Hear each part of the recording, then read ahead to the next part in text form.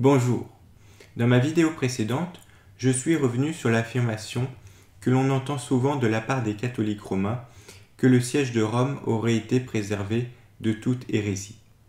Je t'ai expliqué pourquoi d'un point de vue purement logique, cette affirmation posait de gros problèmes. C'était en fait un argument circulaire où ils affirmaient ce qu'il fallait démontrer, puisque du point de vue orthodoxe ou protestant, le siège de Rome était bien tombé dans de nombreuses hérésies. Mais je t'ai aussi dit que même en admettant le point de vue catholique romain, on pouvait constater qu'au cours de l'histoire, en prenant comme référence le propre magistère romain, il était possible de montrer que l'Église de Rome était bien tombée dans l'hérésie. Je t'ai proposé deux exemples. Le premier était celui d'Honorius, que j'ai traité dans la vidéo précédente, et le second est celui du décret Haec Sancta que je vais traiter dans cette vidéo. Avant d'aborder ce sujet à proprement parler, j'aimerais cependant revenir sur une remarque qui a été faite en commentaire. Il est bien évident que je connais les réponses catholiques qui sont proposées à ces différents exemples. Je ne prétends pas les avoir découverts et je sais qu'ils ont été longuement discutés.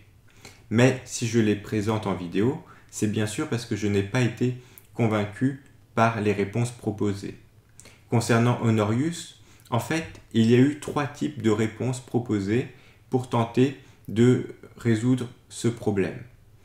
La première réponse qui a été défendue tout au départ, notamment par des gens comme Bellarmin, c'était de dire que tous les actes qui condamnaient Honorius comme hérétique étaient falsifiés. Le problème, c'est que les sources étaient beaucoup trop abondantes et les apologètes catholiques ont fini par abandonner cette ligne de défense qui était insoutenable. Ils ont donc ensuite eu deux solutions.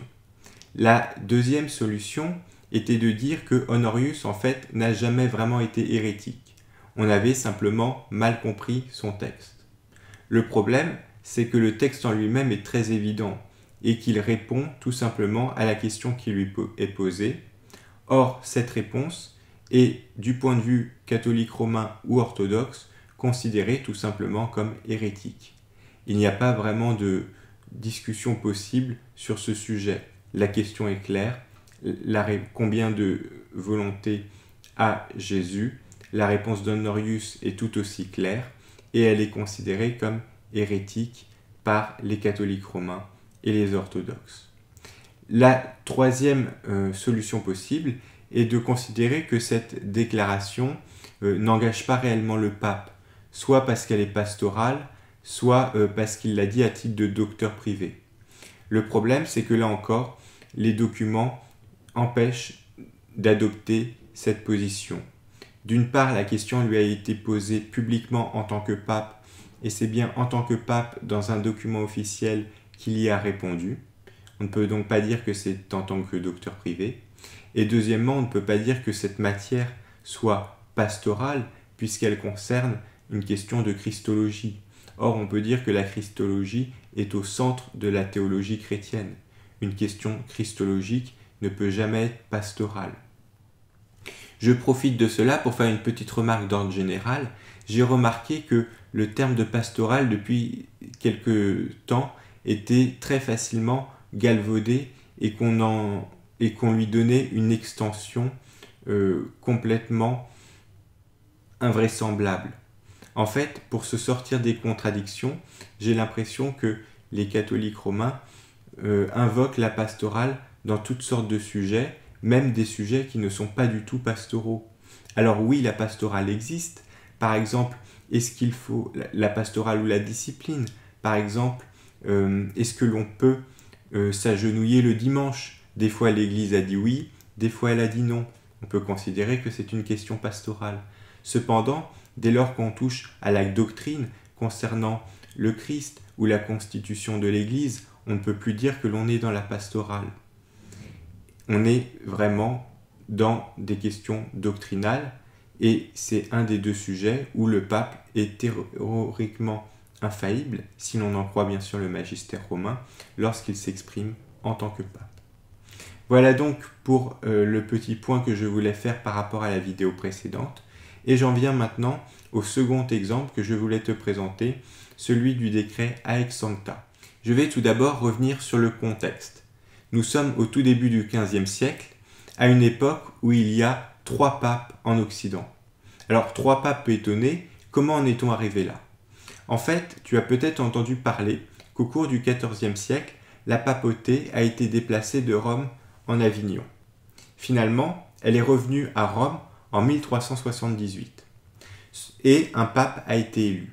Cependant, très vite, il y a eu des contestations et certains cardinaux ont décidé de retourner en Avignon pour élire un autre pape.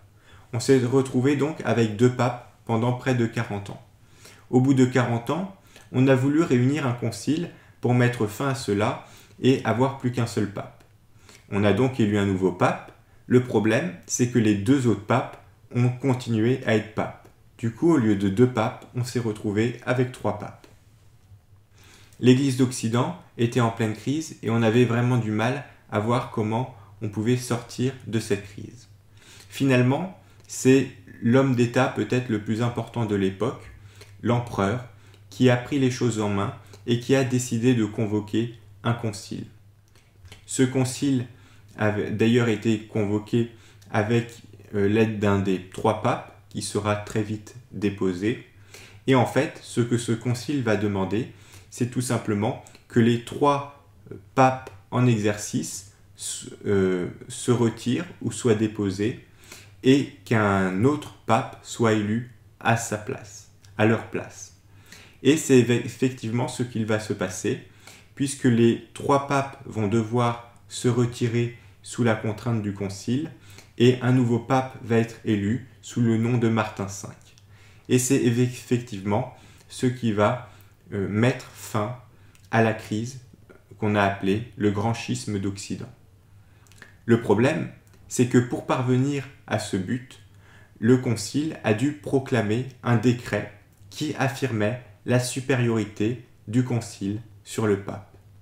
Je vais te lire ce décret. Tout d'abord, ce même synode, légitimement assemblé dans l'Esprit Saint, existant comme concile général et représentant l'Église catholique militante, tient son pouvoir immédiatement du Christ. Tous, de quelque état ou dignité qu'ils soient, celle-ci fût-elle papale, sont tenus de lui obéir pour ce qui concerne la foi et l'extirpation du dit schisme, ainsi que la réforme générale de la dite Église de Dieu dans sa tête et dans ses membres. Ce décret a été promulgué lors de la 5e session le 6 avril 1415.